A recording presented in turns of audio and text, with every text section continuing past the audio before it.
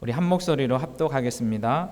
예루살렘에 있는 양문 곁에 히브리 말로 베데스다라 하는 못이 있는데 거기에 행각 5이 있고 그 안에 많은 병자, 맹인, 다리 저는 사람, 혈기 마른 사람들이 누워 물의 움직임을 기다리니 이는 천사가 가끔 못에 내려와 물을 움직이게 하는데 움직인 후에 먼저 들어가는 자는 어떤 병에 걸렸든지 낫게 되밀어라. 거기 38배 병자가 있더라. 예수께서 그 누운 것을 보시고 병이 벌써 오랜 줄 아시고 이르시되 내가 낫고자 하느냐? 병자가 대답하되 주여, 물이 움직일 때에 나를 못에 넣어주는 사람이 없어 내가 가는 동안에 다른 사람이 먼저 내려가나이다. 예수께서 이르시되 일어나 내 자리를 들고 걸어가라 하시니 그 사람이 곧 나아서 자리를 들고 걸어가니라. 이 날은 안식일이니. 아멘. 우리 저 옆에 계신 분들하고 같이 인사 나누겠습니다. 마음에 진심을 담고 얼굴에는 화사한 미소를 띠고 좌우 옆에 계신 분 같이 인사합니다. 사랑합니다. 사랑합니다. 사랑합니다. 다시 한번 할까요? 좌우 옆에 계신 분에게 이렇게 한번 했어요. 봄날처럼 피어나시기 바랍니다. 따뜻한 봄날처럼 우리의 삶이, 우리의 얼굴이, 우리 가정이, 또 우리 나라가 피어나는 은혜가 있기를 소망합니다. 오늘은 이렇게 질문하면서 말씀을 시작해 보려고 해요. 행복은 성적순일까요? 아닐까요? 다시 한번. 행복은 선착순일까요? 아닐까요? 우리가 살아오면서 많은 경험을 했지 않습니까? 행복은 옛날 제가 고등학교 졸업할 때쯤, 고등학교 2학년 때 1학년 때 그 정도 될 것 같은데요. 영화가 하나 있었어요. 행복은 성적순이 아니잖아요. 그런 영화가 있었어요. 그거 보신 분도 계실 텐데 어떤 내용이냐면 그 당시에 사회가, 우리 한국 사회가 어떤 상황이었냐면 1등만 알아주는 상황, 1등만 알아주는 그런 시대, 최고를 추구하는 그런 시대에 고등학생들 가운데 이제 있었던 그러한 내용을 영화로 만들었어요. 그래서 공부는 1등을 잘하고 공부를 잘하는데 결국은 행복하지 않은, 그런데 니어거를 끌고 장사를 돕는 그 사람이 행복한 그런 스토리의 이야기였어요. 그 내용을 이렇게 보면서 그 당시에 지금도 많이 좀 변하기는 했지만 지금도 우리 사회가 1등을 향해서, 최고를 향해서 달려가는 그런 사회예요. 그러니까 거기에 속해 있는 사람이 모두가 행복할까라고 하는 의문을 던지고 있는 영화였어요. 여러분, 1등만을 향해 달려가는 사회는 어떤 측면에서는 불행한 사회일 수 있어요. 무슨 이야기냐면 오해하지 마시고 들으세요. 1등을 하지 말라 그런 개념은 아니에요. 그런데 모두가 1등을 향해서 달려가면 1등은 몇 사람일까요? 한 명이고 나머지는 이제 2등부터 쭉 하는데, 그럼 1등만 행복한 사회가 행복한 사회일까? 좋은 사회일까? 그런 의문을 갖는 거예요. 보편적으로 사람들은 다 행복하기를 원하세요. 저는 오늘 예배하시는 이곳에서 또 있는 처소에서 예배 드리시는 우리 모든 성도님들 다 행복한 삶을 살아갈 수 있기를 주님의 이름으로 축원합니다. 오늘 예수님은 그것을 우리들에게 일깨워주는 말씀을 하십니다. 1등을 하지 못해도, 가장 먼저 선착순으로 들어가지 못해도 예수님 만나면 행복하다. 예수님 만나면 그 인생이 변화가 되고 예수님 만나면 그 인생이 복되다라고 하는 것을 증거하는 말씀이 오늘 본문 말씀이에요. 우리가 고백한 것처럼 우리 주변을 살펴보면 성적이 좋고 1등 했다고 해서 잘 사는 사람도 있지만 그러지 않은 경우도 있고, 그리고 행복하게 사는 경우도 있지만 그러지 않은 경우도 있어요. 학교 다닐 때는 정말 공부를 안 한 것 같고 맨날 놀기만 하고 그런 것 같은데 어느 순간 보니까 잘 살고 또 행복하게 사는 친구들도 주변에서 보기도 하는 거죠. 오늘 이 자리에 어떤 마음으로 오셨든지 오늘 말씀이 우리에게 유익한 말씀 되기를 원하고 교훈되는 말씀 되시기를 주님으로 축복합니다. 혹시라도 내가 뒤처져 있거나 실패했거나 희망이 보이지 않는 절망의 자리에 있다고 생각하시는 분은 오늘 말씀을 주의 깊게 다시 한번 읽어보시고 이 말씀이 역사하시는 은혜를 경험하는 은혜가 있기를 소망합니다. 말씀 속으로 들어가 볼까요? 오늘 본문은 예루살렘에 있는 베데스다라고 하는 연못에 있었던 이야기예요. 아마 신앙생활 오래 하신 분들은 본문만 읽어도 이 내용이 어떤 내용인 것이다 라고 알게 되는데요. 여러분, 이 말씀이 실제적으로 우리 삶의 능력으로 다가오는, 저는 이 말씀 때문에 살아있고 이 말씀 때문에 다시 희망을 가졌고 저는 이 말씀 때문에 열심히 재미있게 목회를 하는 사람이에요. 나중에 기회가 되면 한번 들으신 분도 계시지만 다시 한번 이 말씀을 통해서 전해드리고 싶습니다. 근데 하여튼 예루살렘의 베데스다라고 하는 이 문을 뭐라고 하냐면 성경은 양문이다, 양이 들어갔다 나왔다 하는 그러한 문, 그래서 하나님께 제사 드리기 위해서 제물을 가지고 들어가는 문, 이렇게도 해석할 수 있는데 그 이름이 히브리 말로 베데스다라고 하는 말이에요. 근데 베데스다라고 하는 이 말의 의미는 어떤 의미가 있냐면 은혜의 집, 자비의 집, 긍휼의 집, 그렇게 번역이 되는 거예요.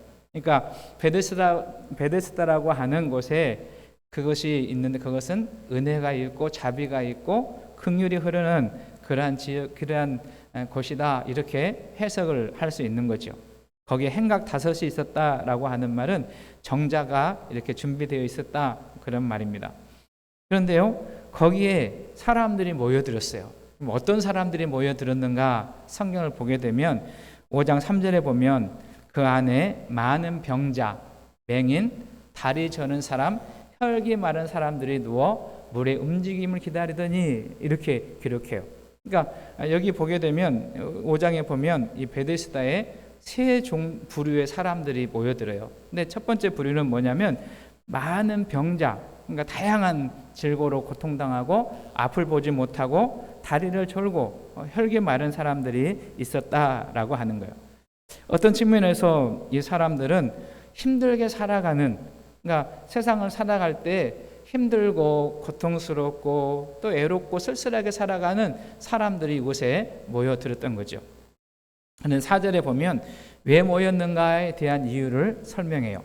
4절 말씀에 보면 이는 천사가 가끔 못에 내려와 물을 움직이게 하는데 움직인 후에 먼저 들어가는 자는 어떤 병에 걸렸든지 낫게 되밀어라, 이렇게 기록합니다.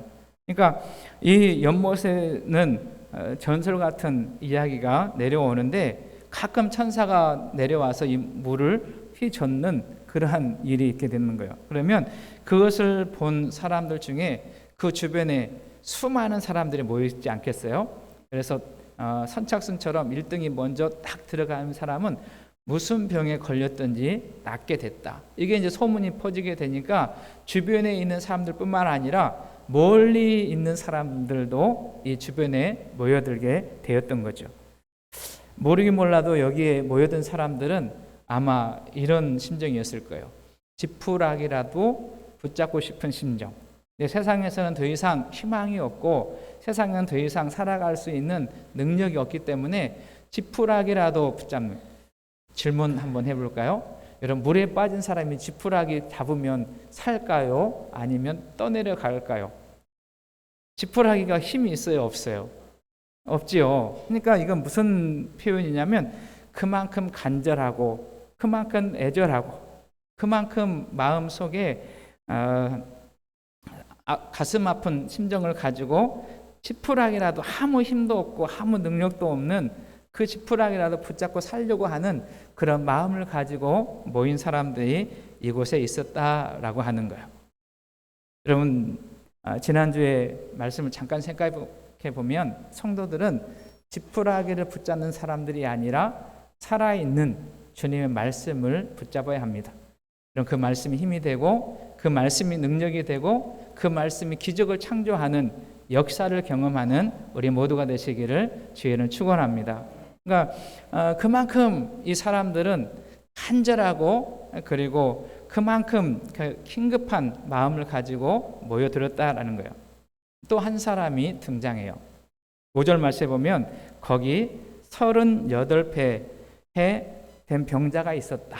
그러니까 수많은 병자들이 있었는데 그 중에 한 사람이 지목해요. 그 사람이 누구냐면 이름은 기록되지 않지만 38해, 40년 가까운 해를 고통 가운데 칠고로 신음하는 그러한 사람이 거기 와 있었다 이렇게 말해요. 그러니까 보편적으로 이 주변에 보면 스스로 해결할 수 없는 문제를 가지고 고통 가운데 있는 사람들이 모여들었지만 또 한 사람이 등장해요. 그분이 누구시냐면 예수님이세요.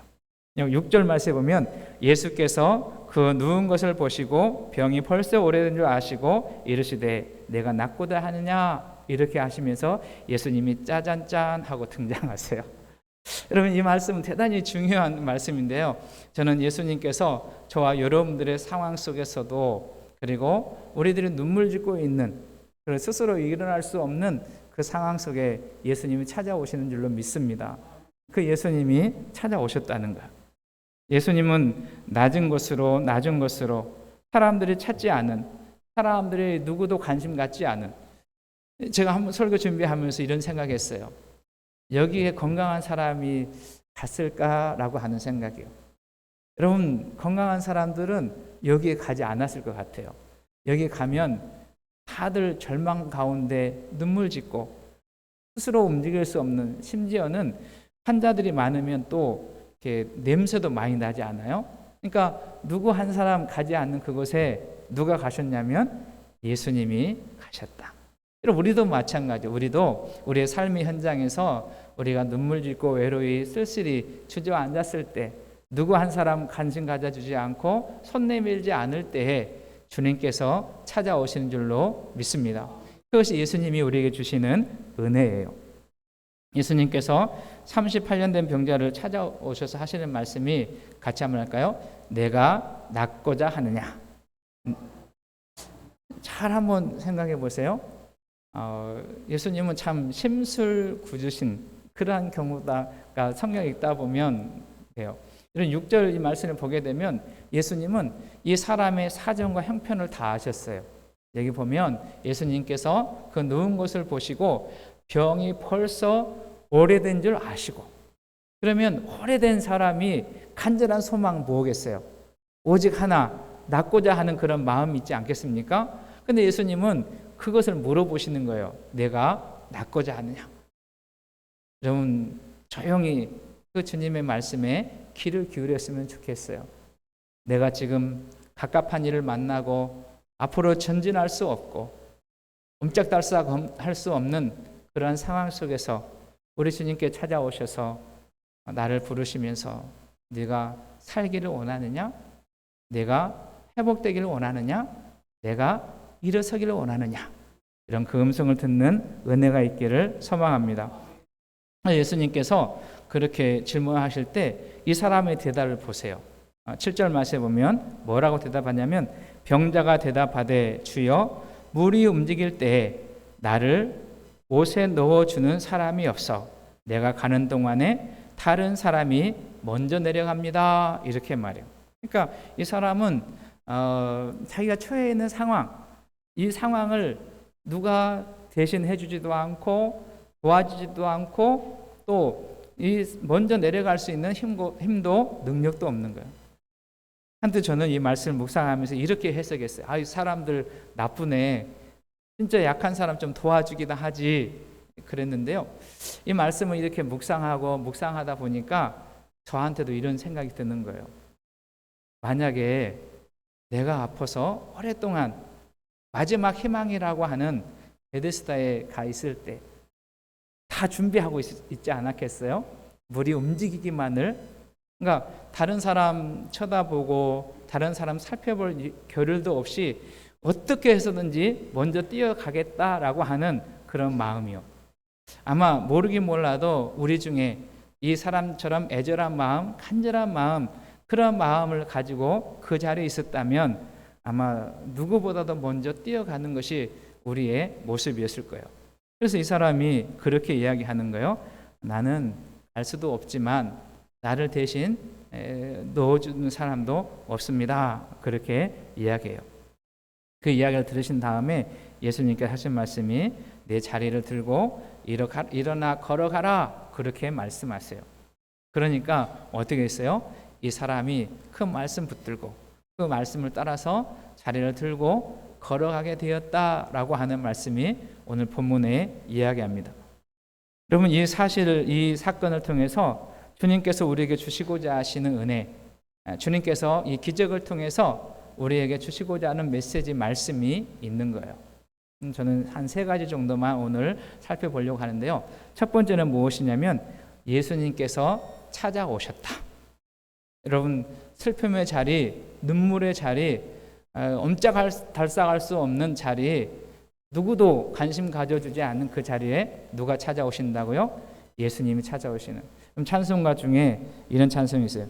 주님 찾아오셨네 모시어 드리세. 주님이 어떻게 하신다고요? 여러분, 찾아오시는 줄로 믿습니다. 그 주를 모시고 나아가는 우리 모두가 되었으면 좋겠어요. 그 찬송 534장인데 4절에 보면 생명길로 이끄사 슬픔 위로하시고, 누가요? 주님께서 찾아오셔서 우리를 생명길로 이끄시고 우리 슬픔을 위로해 주시는 좋으신 주님께서 우리 가운데 찾아오신다라고 하는 거예요. 저는 저와 여러분들이 어떠한 상황 속에서 때로는 고난의 자리, 고통의 자리, 슬픔의 자리, 실패의 자리, 그것이 낙담하는 자리라 할지라도 주님이 오신다라고 하는 말씀을 기억하시는 은혜가 있기를 소망합니다. 두 번째는 이 말씀을 통해 우리가 배우는 것은 뭐냐면 이 38년 된 병자를 통해서 배우는 것은 그는 마지막 순간에라도 그 자리에 있었다라고 하는 거예요. 앞에서 말씀드린 것처럼 지푸라기로라도 붙잡고 싶은 심정으로 그는 그 자리에 있었어요. 여러분, 은혜의 자리를 놓치지 않기를 소망합니다. 하나님 예배할 수 있는 자리를 여러분 놓치지 않고 지키며 나아가는 우리가 되기를 소망합니다. 이런 베데스다에는 행각이 5개가 있었다 그렇게 말하는데요. 이 5이라고 하는 숫자는 어떤 의미가 있냐면 고통, 고난, 어려움, 그런 의미가 있어요. 성경을 읽어보면 이 5이라고 하는 숫자가 종종 나오는데, 여러분 다윗이 골리앗을 향해서 나아갈 때 물맷돌 몇 개를 들었어요? 5개를 들고 나가지 않습니까? 지금 골리앗 앞에 있는 이스라엘 백성들은 고난을 당하고 플레셋 앞에 고통 가운데 있어요. 그런데 물맷돌 5개를 들고 나가는 것을 보게 됩니다. 여러분, 야곱이 그 광야를 지나서 흉년의 때를 만났을 때 여러분 5해 5년을 고생하다가 애굽으로 내려가는 그런 장면이 창세기에 나옵니다. 근데 신약성경을 읽어보면 남편을 다섯둔 여인, 여러분 남편을 다섯뒀다고 하는 것은 얼마나 힘들고 얼마나 고통스럽고 얼마나 어려운 역경의 삶을 살았겠어요. 그 여인이 예수님을 만남으로 어떻게 됐어요? 회복하게 되고 기쁨의 인생이 됐던 것을 보게 됩니다. 38년 된 병자도 그 자리에 있었어요. 그 자리에 벗어나지 않고 그 자리에 있는 거 여러분 기억하셨으면 좋겠어요. 구약성경 에스겔에 보면 에스겔 16장 6절 말씀에 보면 이런 말씀이에요. 너는 피투성이라도 살아있으라. 너는 피투성이라도 뭐라고요? 살아있으라.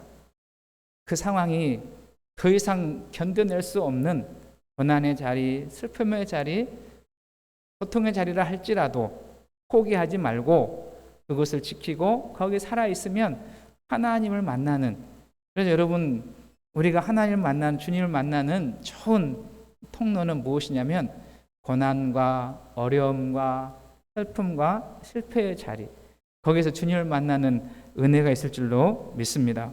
우리 교회에 속해 있는 성도님들이 이 어떠한 상황 가운데도 포기하지 말고 자리를 굳게 지킬 수 있는 은혜가 있었으면 좋겠어요. 여러분, 본문의 주인공은 38년 된 병자도 아니에요. 그리고 베데스다 연못도 아니에요. 본문의 주인공은 누구시냐면 예수님이세요.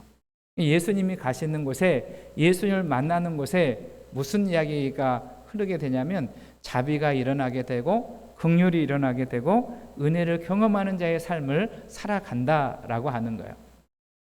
시편 146편 5절에 보면 야곱의 하나님을 자기 도움으로 삼으며 여호와 자기 하나님께 자기 소망을 두는 자가 복이 있다, 이렇게 말씀하세요. 여러분, 주님께 소망을 두고 주님을 기다리는 자의 삶을 사는 우리 모두가 되시기를 주님의 이름으로 축원합니다. 본문을 통해 또 하나 배울 수 있는 것은 무엇이냐면 없는 것에서 기적을 일으키시는 예수님이에요. 여러분 꼭 기억하셨으면 좋겠어요. 38년 된 병자는 없는 것이 있어요. 첫 번째는 뭐가 없었냐면 건강이 없어요. 38년 동안이나 건강 때문에 고통하고 힘들고 어려운, 모르긴 몰라도 이 사람은 고치기 위해서 얼마나 많은 노력과 이해를 썼을까요? 그런데도 건강이 회복되지 않는 거예요. 두 번째는 뭐가 없냐면 돈도 없는 거예요.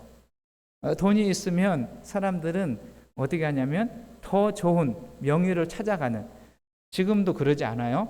우리가 소도시에 살지만 소도시에 있는 의사 선생님들도 잘하지만 또 명의들이 있는 도시가 있지 않아요.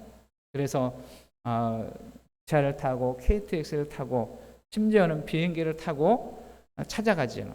근데 거기에는 뭐가 필요하냐면 돈이 필요한 거예요. 또 하나 이 사람에게 부족한 거 있습니다. 없는 게 있는데 무엇이냐면 사람이 없는 거예요. 도와줄 사람이, 그를 물에 넣어줄 사람이 없는, 이 사람이 고백하는 것처럼 나를 못에 넣어줄 사람이 없어서 내가 먼저 가지 못합니다, 그렇게 고백하지 않습니까? 그런데요, 이 말씀에서 은혜는 건강도 없고 물질도 없고 도와줄 사람도 없는데 그것 때문에 누구를 만나는 은혜를 경험하냐면 예수를 만나는 은혜를 경험하고 기적을 만나는 그러한 삶을 살아가는 것을 보게 됩니다.